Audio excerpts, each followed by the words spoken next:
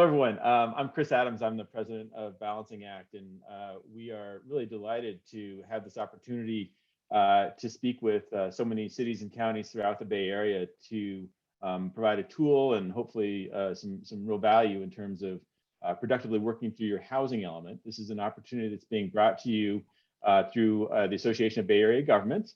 And so I'd like to turn this over to Leah Zippert, who is a public information officer there, just to kind of talk about what this opportunity is and maybe talk about how to apply. And then we're going to spend the rest of the time sort of learning what Lafayette, California has done with the tool and some other places done with the tool, and a very quick overview on how you build it. So Leah, I'm just going to turn it over to you.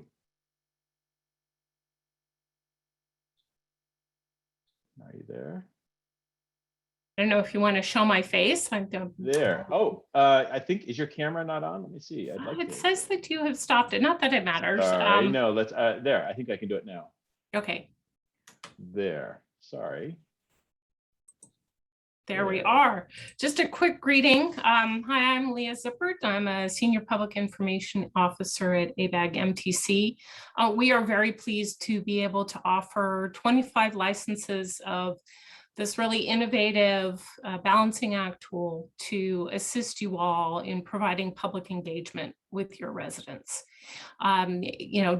Chris and his team, as well as representatives from Lafayette, will talk you through what they have done to really showcase this and to draw people in to this very complicated process. We are taking applications for the 25 licenses at the moment. Our deadline is Friday. It's very brief. I believe Chris's last page includes the link to the application. If we need to, we will go ahead and extend the deadline a little bit, but we'd prefer to try to get them in all by Friday. It's very simple. We will be reviewing it next week and letting you know shortly after that. But we're very pleased to be able to work with Balancing Act in this manner. So thank you so much for the opportunity to greet all of you, and I will put my email and the link to the application in the chat. Thanks. All right, thanks so much, Leah. And we're really excited to have been able to work with ABAG on this opportunity. Previously, we had worked with a few cities across California, across the world, on a simulation that is for housing. It's been a really exciting opportunity to sort of apply online simulation technology, and we're looking forward to working with more cities in the Bay Area, cities and counties in the Bay Area. So let's see here. Sorry. And we're going to, in just a moment, we're going to hear from Renata Robles, she's with the city of Lafayette, and she was one of the people that put together their very successful version. And then we're going to talk a little bit more about, kind of the various ways that the simulation can work. This is the screenshot you're looking at right now is the city of Eastvale, California, down in Southern California. They launched theirs about 6 or 8 weeks ago, and I think they've had some really good success, and I'll show you that in just a moment. But first, I just wanted to talk about why simulation can be useful.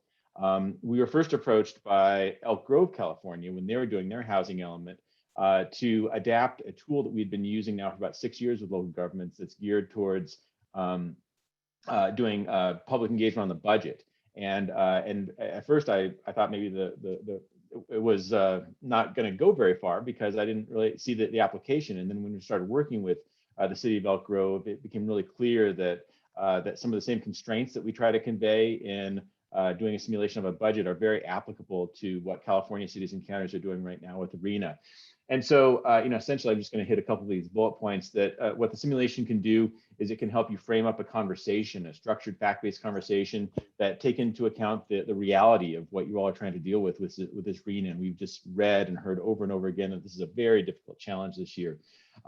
It very deliberately focuses on trade-offs, and trade-offs in public policy, they're one of the hardest things.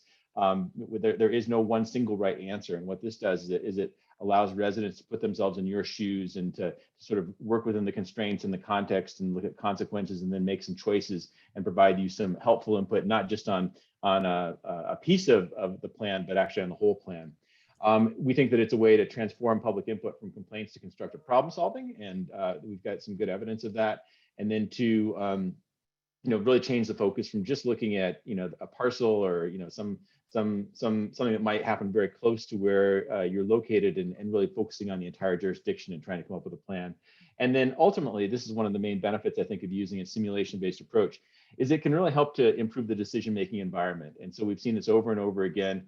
When users go through one of our simulations, when they're finished, we've actually surveyed them. They say that was hard, and they don't mean that the simulation was hard to use. What they mean was that those trade-offs were really hard to use, were hard to make. And so what that does then is California, like every place else, is in a really tough situation with housing availability. And what this means is that you get more people who understand the problem, who've had a chance to provide some informed input, and we think that whatever comes out the other end, they'll be more likely to be supportive of it and to help implement it, and to draw some value out of all the hard work that's being done throughout the region. So we've done this in 4 cities so far: Elk Grove, California; Lafayette, California; Eastvale, California; and Sutherlandshire, Australia. That was a real surprise to us when they contacted us, but it's been really fun working with them. And they've come up with sort of a distinct use case that I want to show you. But for right now, I first want to make some quick apologies. Michelle Stevens, the woman on the right, is the president of the American Planning Association Colorado chapter, and directs the planning practice for Bang the Table. She was supposed to be on, and she had a last-minute medical emergency in her family, and so she will not be joining us, unfortunately. But she's terrific, and we'll try to find an opportunity for her to speak to this group later. She's really an expert in digital engagement, and especially how that pertains to planning. However, we're very excited to have Renata Robles, who is a planner with the city of Lafayette, and she was just very fun and inspiring to work with last winter when we were helping them to come up with really their very innovative approach to doing a simulation for housing. And I think the field essentially owes them a real contribution, in that they were the ones that helped us to conceptualize how to add a map interaction to the simulation, and I think that's really been a major contribution. So Renata, I'm just going to turn it over to you. I'm going to stop sharing my screen, and you can sort of drive from here on out. Great, thank you so much. And thank you all for having me. I'm so excited to share our work and some of our lessons learned. I did prepare some slides to talk through some of our work. So I'm just going to be going through a little bit of our overview to our approach to engagement in this crazy past year, and then kind of how we landed on the balancing act simulation and what we were looking for in formulating this in collaboration with this awesome team at Balancing Act, who really were great champs with all of our very specific requests and revisions, and kind of talk about lessons learned and what's next for our simulation. So just briefly, we are conducting our housing element update largely in-house. So we do have a housing consultant, but we have 4 planners working on this day and night. So here's just an overview of our team.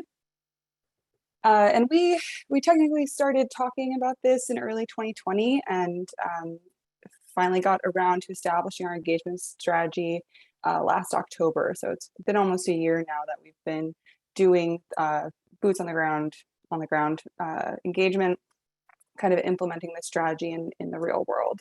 So in that strategy, we kind of outlined the roles of different stakeholders, of staff, of different agencies, how we were going to get people involved, get the word out that this is happening, how to get and then just a general overview of what our objectives are, like what we're trying to get out of through this engagement process for the housing element update.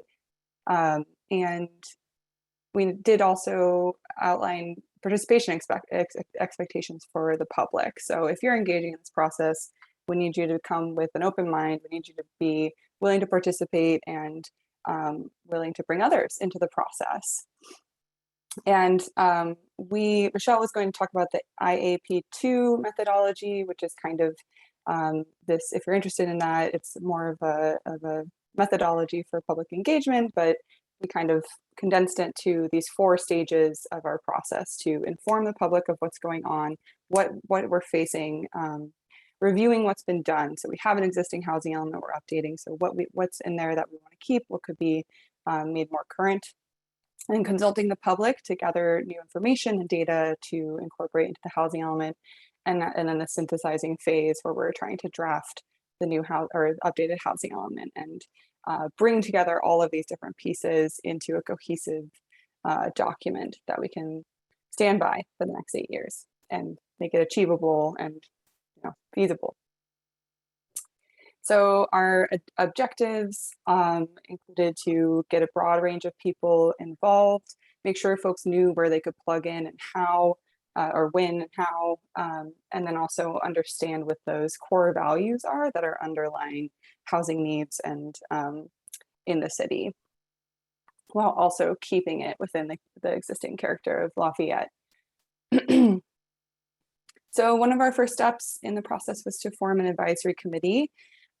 We have a mix of residents as well as existing commissioners who serve on various different bodies within the city's multi-headed enterprise. So we had a lottery for our district and at-large representatives. So residents were able to put their name in the hat and were selected at random to participate, to try and make it an equal opportunity for folks to get involved. So it wasn't kind of an interview process where there was a potential to introduce bias, or, it's a small community, like familiarity. We didn't want that to interfere.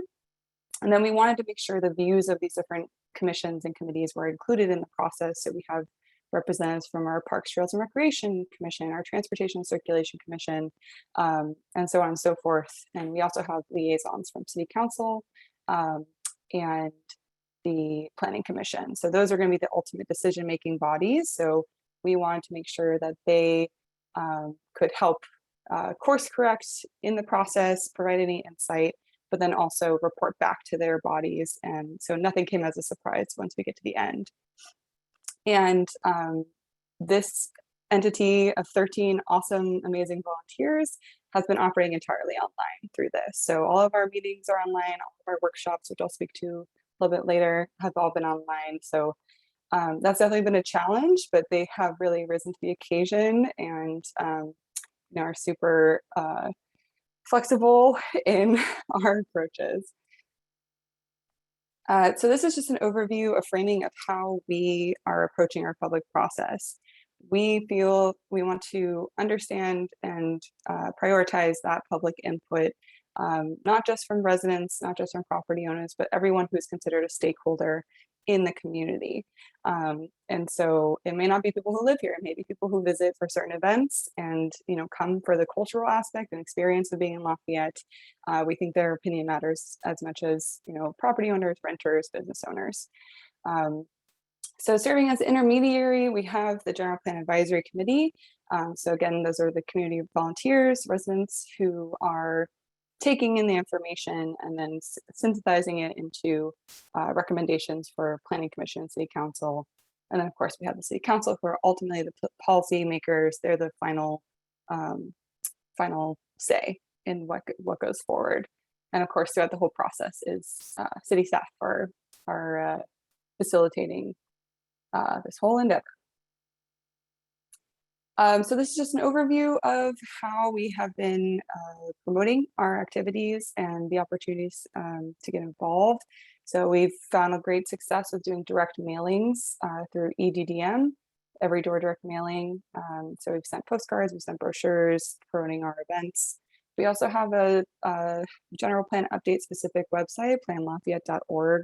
So we've had a lot of visitors there. It's full of information and kind of the hub for folks to go to find out about meeting dates, look up past documents, kind of keep track of the whole process, learn more about how housing and wildfire interact, how traffic and wildfire interact, or housing interact, and so on and so forth. We've developed a stakeholder email list. We've created YouTube videos. We've done ads in the newspaper, old-fashioned. We've gone to where the people are, to homeownership association meetings, other community meetings, and have sent out a huge newsletter about our the general plan update. So to kick off the informational stage, we did 6 Zoom sessions for a variety of populations. So we have these geographic districts that are assigned a GPAC member representative. So each of those 4 districts got a session, and then we additionally held a session for community organizations as well as youth to kind of create a space for those questions that might be different. So it was really just a Q&A session. We showed a brief video talking about what the housing element is, what we need to do, by when. That video is available on planlafayette.org. And just answered the questions that folks had and, provide that opportunity. So we had just over 420 folks join us. And we thought it was a lot of time, but it was very worthwhile to kind of have folks have that opportunity to make a direct connection to staff, ask their question. And then we pivoted to that consulting phase. So we formulated, I swear we know about other shapes other than triangles, but we wanted to use the workshops to start really broad to then narrow down the focus of the housing element. So our first session was kind of about understanding what it means to live in Lafayette, how you perceive housing in Lafayette, and what are your concerns about that. And the second session was taking the outcomes from that first piece and making problem statements and understanding, excuse me, priorities. And so from those, we could say, we went into this balancing act simulation where we were taking the RENA requirement and asking folks to apply the problem statements they created in the second workshop and manifest that in changing the density throughout the downtown. So folks said we want to keep, if, for example, some folks wanted to keep density only in the downtown, then they could just change that there, if that was what they said in the second workshop. And then finally, the fourth workshop was kind of a training on how to identify opportunity sites. It's a little bit more intensive of an undertaking, but we used Bang the Table to create parallel online activities for actually all of these sessions. So if folks weren't able to make it to that meeting, they had a chance to still submit their input on these different activities outside of the workshops. So in thinking through this simulation, I think Chris put it perfectly earlier, we wanted to put folks in our position to have them become the planner and not just set them loose and say, here's a map, here's a crayon, go crazy, but kind of structure the problem and the solutions available to get usable data. So we really want to be able to make informed decisions and have something to work with out of these sessions. We don't just want to do it as a placation tool. And I'll speak to this later, but we are planning to do it again to, to confirm what we took away was accurate with some revisions. We also use this group we had participants in separate tables with a GPAC member facilitating.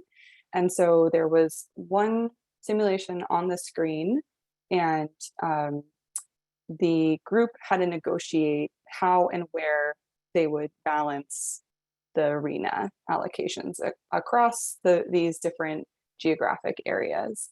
And so that was one of the things that we wanted the participants to experience is as a planner, you're negotiating all these different needs and requirements and the input you've received. And so we really wanted to get folks involved in that decision making, right? And then, sorry,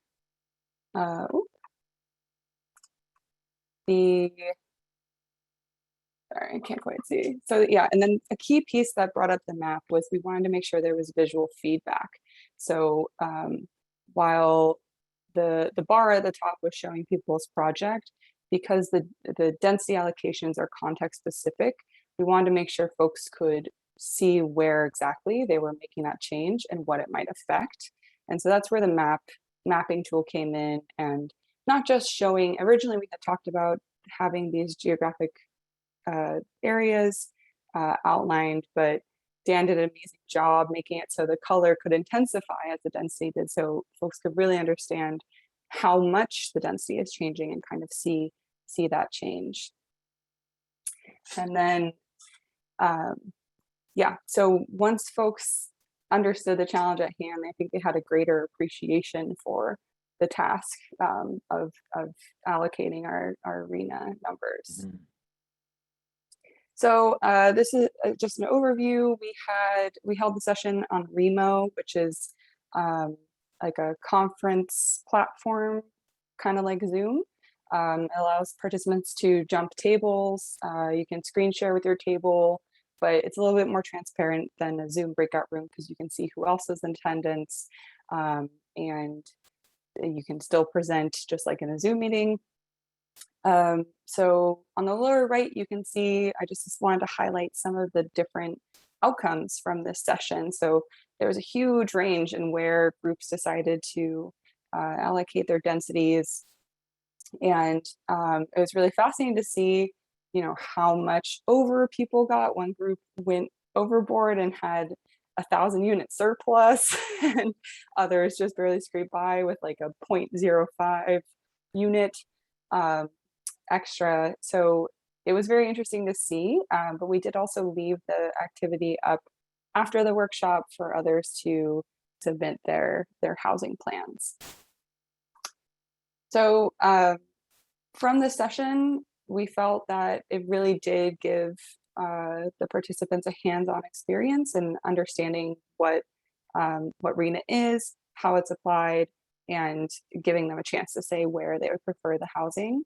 And it did give us some information to start with of where most folks were comfortable adding more density.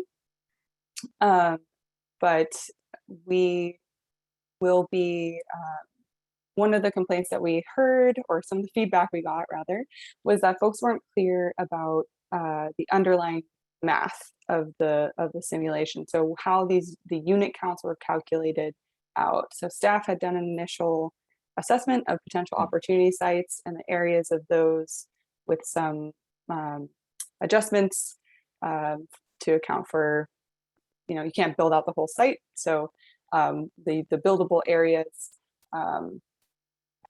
were used to calculate it. And so I think that was one of the things that we took away, was providing more transparency about where exactly these sites are.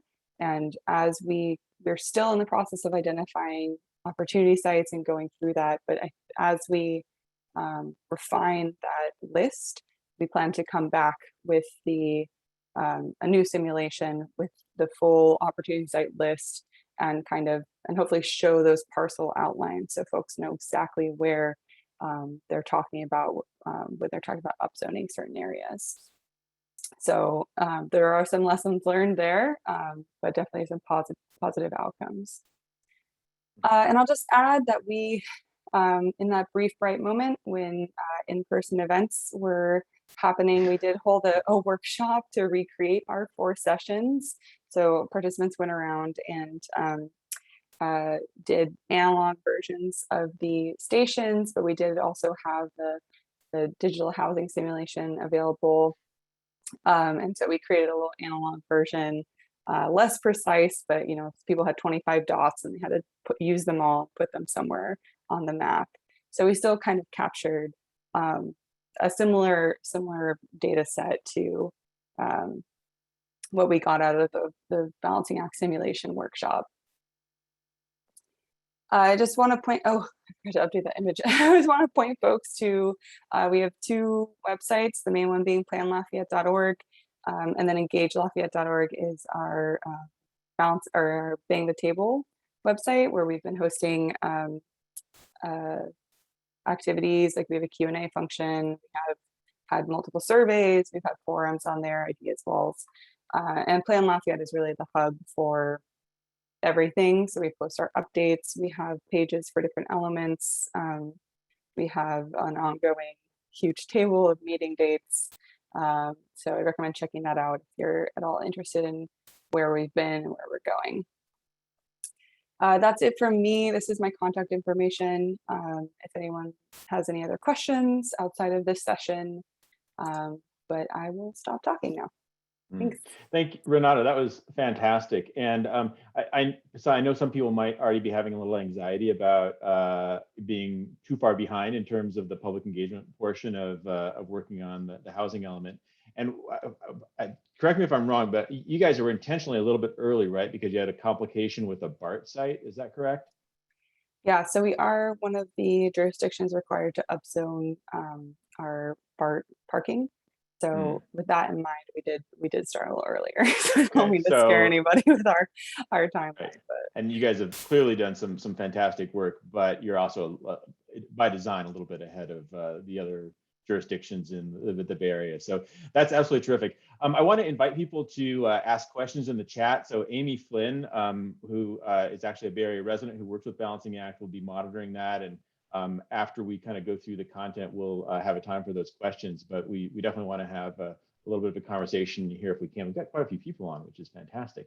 Okay, so I'm going to just show you around. So when Leah at ABAG first contacted me, there were a couple different purposes that our simulation was being put towards within the housing element, and Renata and Lafayette are a great example of using it to sort of look at areas. And I want to just briefly show you the three kind of main types of simulations that we've had. And with your permission, Renata, I'm just going to show your site just a little bit. I'm going to show it in a real functional way. They use this opening modal to, they did a nice little video to kind of explain what the housing element is. And then they provided some instructions on how to use it over here. And then you get to the basic simulation. And so the key thing here, and in a few, towards the end, I'm going to share some observations from Christopher Jordan, who is the first person at Elk Grove who sort of really had the vision for using this budgeting tool for housing. Some of his insights. But the key thing is to just let people know that until you've actually found a place for these additional housing units, you don't have a housing plan. And so the idea there is that you keep on working and you keep on looking at options and looking at trade-offs until you find that. So this top bar is what we call the balance bar, and that kind of shows you where you are overall. So for Lafayette, at least by the starting setting is that they need to find about 2,000 units. And on the left, they've got sort of two types of units. So the first one is the RENA, and that one has a padlock on it. So that one is really not, I know that there might be some challenges to it, but it's kind of, at least for this exercise, it's taken as a given. And then over here, you can put these info icons on most of the items that are on here. You can put these here. They just put a very nice, simple explanation of what this is.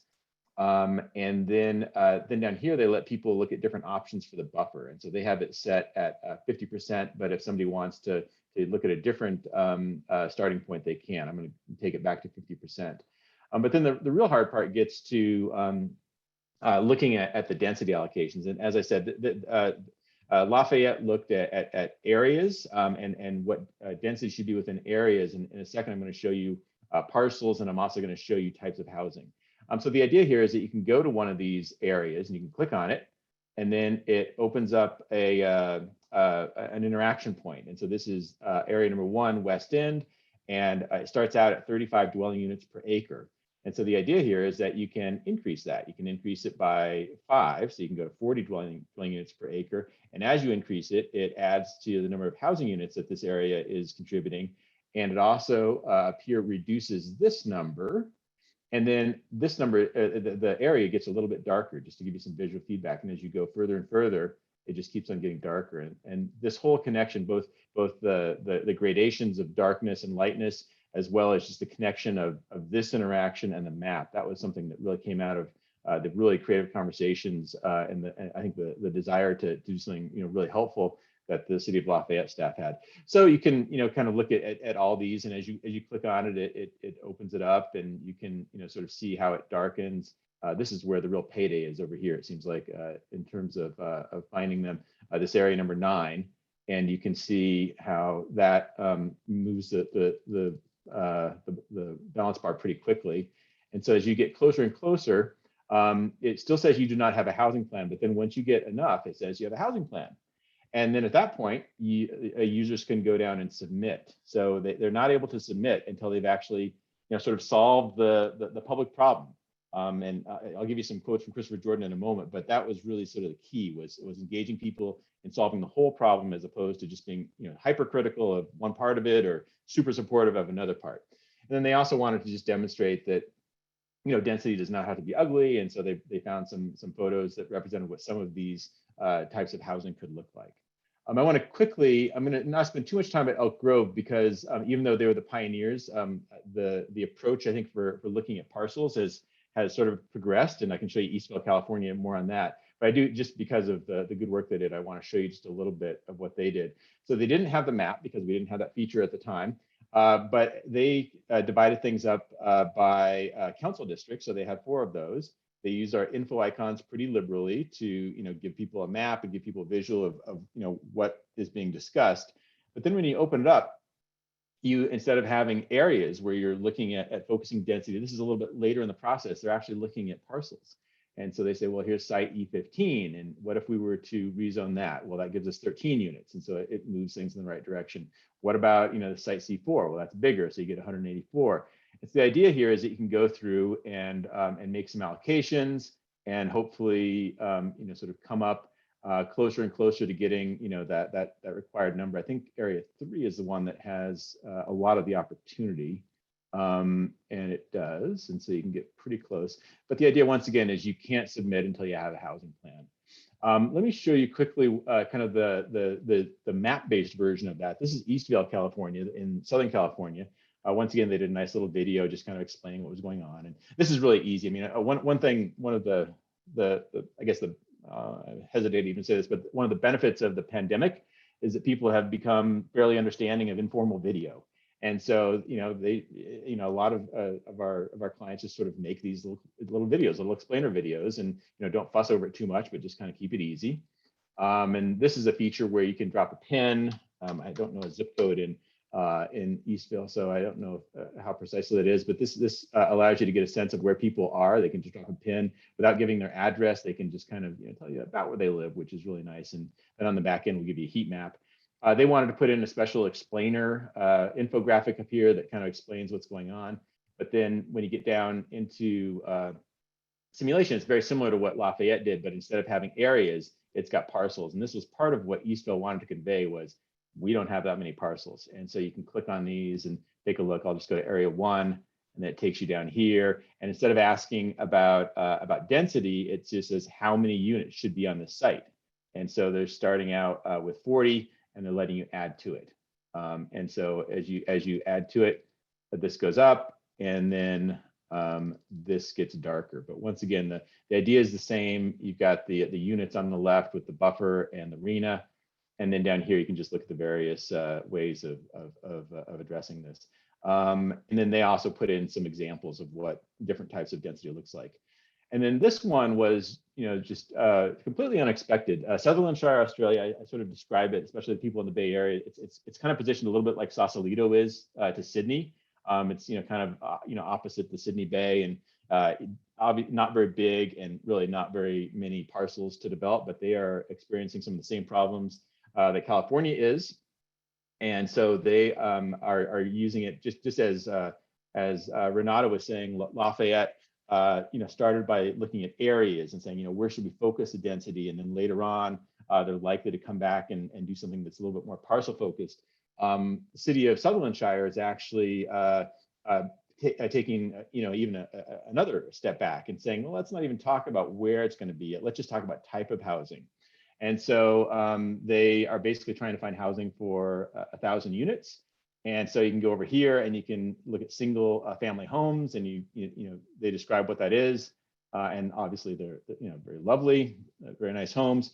But because there's not a lot of developable space there, if you try to go too far on this, they actually say, yeah, you know what, we really can't do more than 30. So out of 1,000, they're saying we're going to cap the single family homes at 30. And I know that assumption or that constraint might in itself be quite controversial, but the tool does allow you to convey that and to explain, why that decision is being made or why that constraint is real.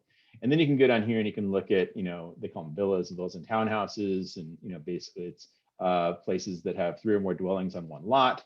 And you can start adding to it, and you can add to it very quickly. And then you can go down here and you can look at apartments, and you can actually add to that much more quickly too. So the idea here is sort of, almost like I like the upside down triangle, the upside down pyramid that Renata was talking about. The idea here is that they're starting with some more general questions just to kind of socialize the community to think about what some of the pathways might be to some of the solutions that actually meet the requirements of the goal. Now I want to just quickly, I want to show you just a feature, and Lafayette is also a star in this. Before COVID, this is actually a picture of about 500 people using our simulation. And the idea here is, we call this meeting mode, is that in this particular meeting design, everybody's at round tables and there's one computer, there's one input device. And what meeting mode does is it gives you a special URL for just a live, synchronous session. And then you can see the results that show up here on this picture. And once again, that makes it possible to actually use the tool as a facilitation tool or even a leadership tool to let people kind of look at the possibilities and then have a discussion about it. And just my hunch in terms of doing public engagement for 25 years or so is that I think that the tool can be really useful to frame up the right kind of conversation, to present constraints and context and consequences. But I think discussion is really going to be one of the key ways that you're going to get through this, having a constructive community conversation. And so this is actually Renata, if you see Renata up on the upper left, and that's her colleague, Sarah. This is, I think the name of the platform was Remo, R-E-M-O, is that right? Correct. Okay, good. I think somebody asked that, I might have asked that in chat. But the idea here, and this is actually a video if you wanted to go and look at it, they put this on YouTube. But this is them, sort of using this as a group and sort of looking at the group answers. And this is a screenshot. I think Renata already showed this a little already, but this shows, kind of the input that you get from those different tables, and then what that shows you in terms of how it shows up. I wanted to quickly show you what some results look like, and I'm going to show you Elk Grove's. Oh wait, okay, I'm in the wrong one. This one is the one I need. So Elk Grove, they started there's about a year ago, and I think they had it up for about 8 months or so.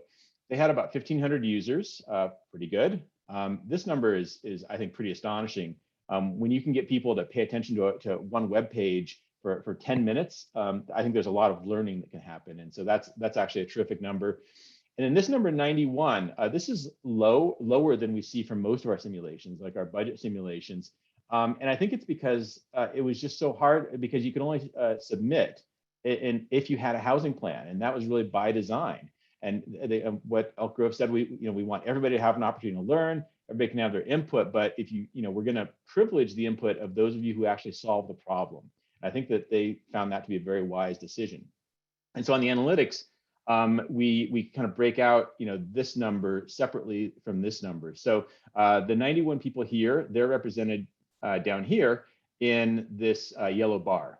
And so, but the teal bar is everybody else. And so what we do on the simulation is we take a snapshot of what a user's clicked on every 30 seconds. And if they leave without submitting, we give you that information, but we just separate it out. And so that's what the teal bar is. And we also give you median so that you can see kind of the middle submitted value. And then we give you mode. And mode, I think, especially on what can be a hot or an emotional issue like the housing element, that can be a very useful one. So mode is the most popular selection made. And usually, usually all four of them trend in the same direction, but occasionally they don't. But mode can be kind of useful. And you can also simplify the graph if you want. You can choose what you want to have on there. So as you can see, Council District 3 was the one that got most of those. And I'll show you the drill down on that in just a moment too. And then on the buffer side, they actually, I think, had a slight increase in terms of ending with a buffer at about 640 or so. This is where you can do the category breakdown. I'll come back to that in just a second. But then you can go down here and you can see which items were open the most and which ones are changed. That drop a pin that I showed you, you can look at that here. You can sort of see where everybody dropped their pin. And I think this is actually really pretty cool. And for those of you who want, something more precise, or if you want to correlate it with answers, we also give you a CSV spreadsheet that gives you everybody's responses that also takes into, and then we show the longitude and latitude. So we were talking to a planner yesterday, was talking about doing a regression on that. And that's probably beyond what I would want to do, but the data exists if you're so inclined. And then, we give you some Google Analytics information. And then I didn't show you this, but you can also leave comments on each of the items. And so we show you what all those comments were, and you can download those. You can do sentiment analysis if you want. That's actually a pretty easy thing to do in an automated format now. And once again, just try to make as much sense and have as much of a good learning opportunity, but really trying to have that learning be framed by having people realistically provide input that can help you solve the problem. So let's see what else I want to show you. This sort of came out of our conversations with ABAG. We're actually learning so much from working with all these planners. Is that we have this feature that we created to show a sort of a secondary impact. So we did some work with the state of Arizona that was looking at investments in climate. And we wanted to show both how much those investments cost, but also what the impact of those investments were on greenhouse gas emissions. And so you'll notice that this is different. So, but we didn't make it just for greenhouse gas emissions. We actually made it quite extensible and editable, thanks to the work of our senior developer Dan Ferguson. And so you can now sort of add a secondary impact. And so we were speaking with a planning director a couple of days ago who said what she cared about was not just the big number, but she also cared how much of those were affordable. And so we just did a quick little mock-up. I'm not going to say that this is anything final, but we just did a quick little mock-up to show how this could work. And so you can define what this indicator is. So you can just say, the state requires, in this instance, that at least 100 of the new units are considered affordable. And then you can say a little bit more here. You can put in a picture of what affordable housing looks like. But then when people go down, I've got this just configured. I don't have the map connected. We're in the process of building this now, so it's not a customization. So it was a customization for Lafayette and Eastvale. We're making it a configurable feature so that you can actually do it yourself on the back end. But when you click on this item, what you'll notice is that when it goes up 5 here, I've configured it so that 20% of whatever this number gets added up here. So with each click, there's 5 that's added here, and there's an additional 1 that gets added up here. Just as another example, you can use it with the scenario type questions, and this one I've got configured at 50%. So if you put in 4 duplexes and add 8 units, that adds 4. Or if you did a 3-story apartment building, it adds 28. So it would then add 14 total to this number. So once again, we've been doing the simulation now for about 6 years, and we've got a lot of great features that we can bring in. And we look forward to having conversations with you about any particular needs you have. And there's a good chance that we have a feature that can handle a special need. And if not, we can certainly talk about how we could build it for you. All right, now I wanted to just show you how to build a simulation, because I'm sure some of you are thinking, looks great, but it looks like it might be very hard. And I don't want to both undersell it or oversell it. There's some decent work involved in doing it, but it's also not crazy. I mean, we've honed a methodology to help collect information and get information in, and then to fine tune it that we think is pretty useful. So I'm just going to give you a couple of terms here. So you can either bring in your information by using a spreadsheet, or you can just type it in yourself, just like you're typing into a web page. And balancing act has 3 required items. So the category, subcategory, and amount. And so what that corresponds with is over here, West End is category. And so you see that here. Subcategory is 1 West End north of Diablo, 2 West End south of Diablo, etc. And then there's amount. So this one just has 0 because we were sort of using the impact feature on that. And then these items over here. So to have a simulation, you really just need these 3 pieces of information for each interaction, and then you can create it very quickly. If you want, you can put in more info. That's the blue info icon, or more details. That's the more extensive place where you can present pictures and so forth. And then this is what our developer is really hard at work on. He's making great progress on, is adding the shape. And so you can add the shape in 2 ways in Balancing Act. You can import it through the CSV. It's a GeoJSON file, or you can actually draw it. So whether, depending on whatever GIS skills you have, you can either just draw it, or you can actually create it and then import it. So the way that actually works is, I'm going to actually show you about building a simulation. So this is just a blank simulation that I created so that I could show you how all that worked. So your map settings are over here, and you've got some general settings over here. That exit entry screen where the movie is, that shows up here. But then the core of it is going to be the items that show up under revenue and spending, and we'll get those items changed so that they'll actually say probably needs and then allocations. So I'm going to pull in a spreadsheet. I'm actually going to show it to you really quick, so you'll know what I'm talking about. So this is the spreadsheet for the allocation side, very similar to what I just showed you. So I'm going to go ahead and close that. Let's not save it. And then I'm going to bring in, let's see, I'm on the revenue side, so I need to go to need. And oh, shoot, Dan, I did something wrong. Oh, you know what? I think I'm just not logged in. Hang on, sorry, people, it logged me out. Staging. Okay, I am, you know what, this is our backend server, and I apologize. It's I don't have the credentials handy to log back in. So what I will do though is, I'm not going to belabor the point, but it's very simple. On the back end, you just pull in the information, and then it builds a simulation for you, and then you can fine tune it. So let me end by just sharing some comments from Christopher Jordan from the city of Elk Grove about why this approach to the housing element was useful in his view. He said that borrowing from the financial side, from a financial tool, made sense because it helped residents understand that you're talking about a system and not just a single project or a single point.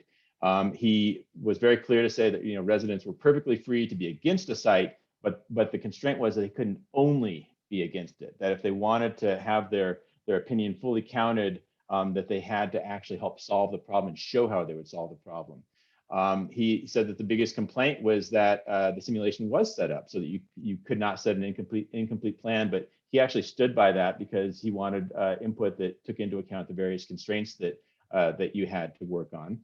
And then he also mentioned that that out of all of the sites, that 55% of them, or that all sites got 55% support, and they were able to recommend to the planning council sites that had no less than 65%. So he felt very good about that.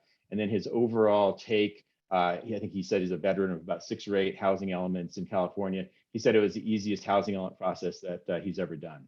So we're very excited about this, and I hope that there are some questions coming up. But this is the same slide that Leah talked about when she was looking at this. This is a terrific opportunity for 25 Bay Area cities to have, I think, a really useful tool at this, with this very challenging issue, and to also work on it with some colleagues and other experts to help make the most of it. And then I'll just leave on this slide, which is that if you want, if you have some questions or comments, contact Leah, and then we'll make sure that you have this this link as well to go to the forum. So I'm going to stop now and just see what kind of questions there are. So yeah, we have a couple of questions. One was more specifically for Lafayette and Renata. Yes. Someone was curious about how you approached the outreach to get a diversity of input, and if that was successful in getting a diversity of input. Sure. So it's definitely something we're still struggling with. I think this is pretty common in planning projects where it's the folks who have the resources and time that are most able and willing to participate in engagement efforts. So I'd say we're still working on that. In particular, we're having trouble connecting with renters and the youth. And so we are planning to do some youth events with the high school in Lafayette to try and get that perspective. And then we are working on outreach efforts specific to renters. So in that regard, we've I don't say we've had great success, but we've the first step is acknowledging it, and so we're trying to work on that. Great. One And then- thing, I'm oh, just going to add one thing. It's not a perfect solution, but we have seen that during the pandemic that online engagement has actually been quite successful. I think you saw that, well over 1,000 people participated in Elk Groves, and I think it is actually a good way to take it to scale and get a lot more people. The simulation itself, if you look at it on a narrow screen, like on a phone or a tablet, it just scales down, and if necessary, it goes to one column. So it's actually quite usable on mobile, and that makes it a little bit more attractive to people that aren't likely to go to meetings or youths. Sorry, Amy.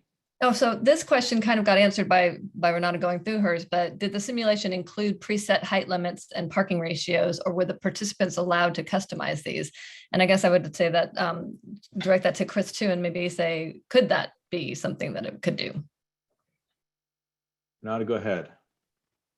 Sure. So we did discount the buildable area to take into those considerations. We did not factor in height limits because as far as density is concerned, that is kind of the height and density play into one another with the unit size and the site size. So we didn't do anything more than setting a standard discount for how many units could be, how much density could fit on a site. Yeah. And from the balancing act side, we talk about what makes a good simulation is being three things: that you share constraints, you provide context, and you illustrate consequences. And so, if we could sort of tease that question out a little bit more, I bet we could come up with some ways to illustrate that, either by using some of the warnings, like if a certain action is done, we can sort of fire a warning that says, be careful about doing that. Or we can maybe construct something in a scenario question where we just say, what if we did this type of development, and maybe put some of those conditions right in an option. Okay, great. And then someone's asking about a time estimate for setting up the back end of the balancing act site, or an amount of time depending on the number of sites. I don't know if you who wants to take that one.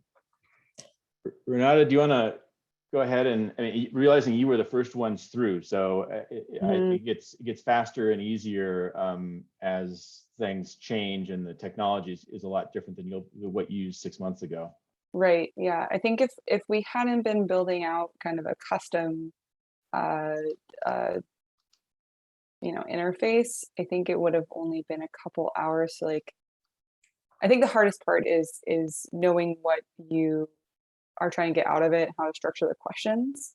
And so if you have, once you're familiar with the platform and you have the intended outcomes, and you understand what questions you want to ask to get those outcomes, or that information, I'd say it's just a couple hours. But now that I've done it, I feel like it would be maybe less than an hour, if that, to create new questions, put in those floors and ceilings and anything else. Yeah, and I think that's right. The hardest part is going to be kind of the conceptualization, and Lafayette conceptualized it kind of not from scratch exactly, but because they wanted to look at zones and areas as opposed to parcels. There was a lot of just conceptual thinking that had to happen, and Diana, their consultant, helped them to come up with the math that underlied it. And so I think now that you've got 3 or 4 really good examples, I think the conceptual part should be a lot easier. And then the key then is just getting the information in. And as I said, you can do it either by hand, or you can put it into a spreadsheet and zip it in. But I don't want to lie. I mean, it'll take a little bit of commitment, but it's also not horrible. It's really not horrible, especially I think, and I hope that this is not speaking out of turn, when you look at the quality of the product. And I think what people actually get. I think with the relationship between the effort required and the quality of the product that you're going to have, I think it's actually a really good value in terms of time investment. Okay, and we had a question about languages. Will more languages be added? So right now, we're contracted with ABAG to provide English, Spanish, Vietnamese, simplified Chinese. Our budget simulation, which has a lot of overlap, has about 8 or 10 additional languages. If you did want additional languages, we can do those. It is a little bit of an extra cost, but it's not a huge cost. I mean, it's in the hundreds, not the thousands. I think that is all the questions that I see. All right. Anything else that anybody wants to ask? I feel like I need to show you how easy it is to import something. So I'm just going to quickly show you. This is going back to our main server. That is the one that is tried and true. Just to show you how easy it is to pull in one of those spreadsheets. You grab it, and it pulls in the categories. These are obviously budget categories. And then you set up your entry and your exit and so forth, and then you can preview it. And then, as Renata was saying, after you kind of get your baseline in, then you can kind of go in and you can make your changes and kind of do whatever fine tuning you want. But once again, I'm not going to sugarcoat it and say it's just simple, but it's really not crazy hard, and it will allow you to engage with thousands more people than you would otherwise, I would say, especially during a pandemic. And I think I'll just add one more thing, that it's just a very unique kind of engagement. I think it's much more educational. They're learning as they're doing in using the simulation. And I think that's not achievable through a Post-it note or a dot activity or a survey. I think it's very unique in that way. Mm-hmm. Yeah. So I am seeing some other questions. I think some people are putting questions in chat, and some people are putting them in the Q&A, which is just fine. Yeah. Answer yeah, go ahead, Amy. Well, there was the languages. How much do you see other languages being used is one question. And the outreach to workers, I guess they were wondering how much the outreach to the workers, as opposed to residents, I guess. Yeah, that's to you, Renata. And I liked what you said, that you care about the input from anyone who wants to experience Lafayette, not just those who reside there. But how would you answer that question? Yeah, so on our General Plan Advisory Committee, we have a representative from the Chamber of Commerce. And so we've been working with them to kind of involve business owners and then have them pass through information to their employees.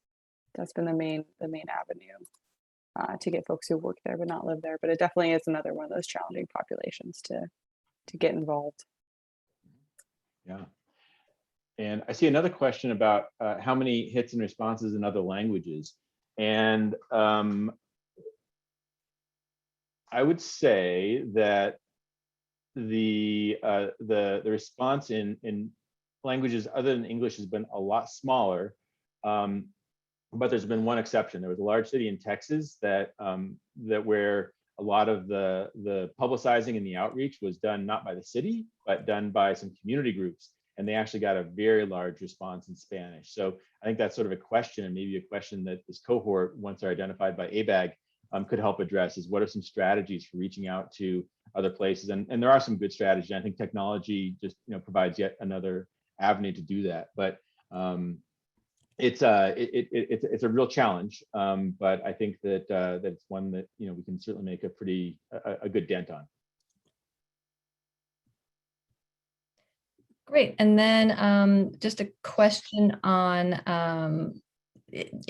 can we help set up? Can we help do the setup for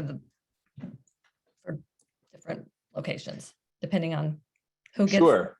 Yeah. So our goal with ABAG. So once we realized that this was something that had some real value for a lot of cities, through working with Lafayette and Elk Grove and Eastville and so forth, we really tried to take the most important things and make them configurable. However, Eastville, for example, they were in a time crunch, and they had us. So Garrett Hernandez Reimer, who's on this call, who's on this Zoom, he's our director of customer success. He and we have a couple others that can actually help you build a simulation if you want and sort of take you through a structured process. So if you did want help with that, you could have that, but that, just to be clear, that's not a part of the ABAG offer.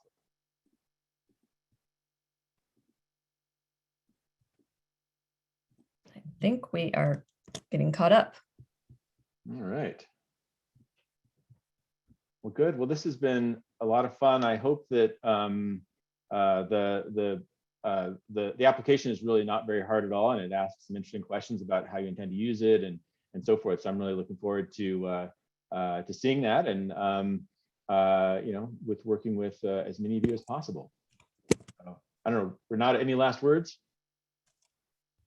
No, I think it's been amazing getting to work with you all, and for believing in our vision and executing beautifully. So I'm available for any questions if anyone else has any attendees have follow-up questions. All right. Thank you. Thank you so much. And as I said, we look forward to working with a good number of you in the future. Take care. Bye.